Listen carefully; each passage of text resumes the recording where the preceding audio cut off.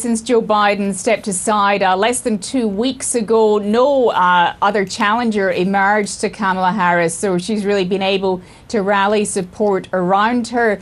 But the delegates who were supposed to, after the primary process, back Joe Biden to make him formally the nominee, they had to officially say that they were now backing Kamala Harris. An unofficial poll of them had suggested a majority of them would do that. And what's been happening over the past couple of days is they've been taking part in a virtual roll call. Now, the reasons for doing that virtually are complicated. They're to do with some laws that the Democrats were worried about in Ohio and getting their candidate's name on the ballot in time. And so now that roll call is still ongoing, but a majority of the delegates have now officially backed Kamala Harris.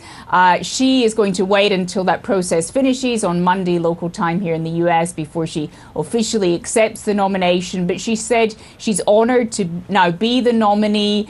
She says that she hopes the party can celebrate that and celebrate the unity it's found at the convention, which will take place in Chicago later this month. And she's said that it's not going to be easy the next few months, the election battle, but she told supporters in a call that as your future president, I know that we'll be able to take on this fight. So something we've expected almost since a couple of days after Joe Biden stood aside, but now official.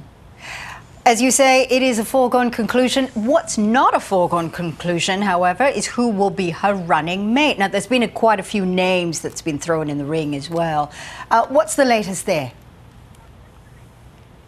Well, we expect that Kamala Harris is conducting interviews with the front runners over the course of the weekend, and we expect an announcement from her possibly Monday or possibly Tuesday, at the very latest Tuesday, because she's planned a tour of battleground states, starting with Pennsylvania, with her new running mate.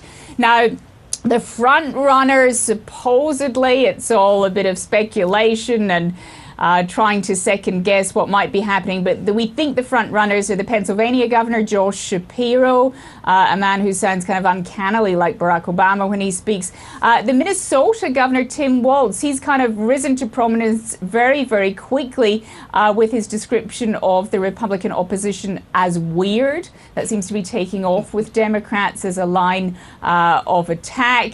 And another possible, Mark Kelly, a senator from Arizona with a compelling backstory, a former astronaut, a former naval combat pilot, and married to Gabby Giffords, who suffered life-changing injuries in an assassination attempt. She was shot in the head.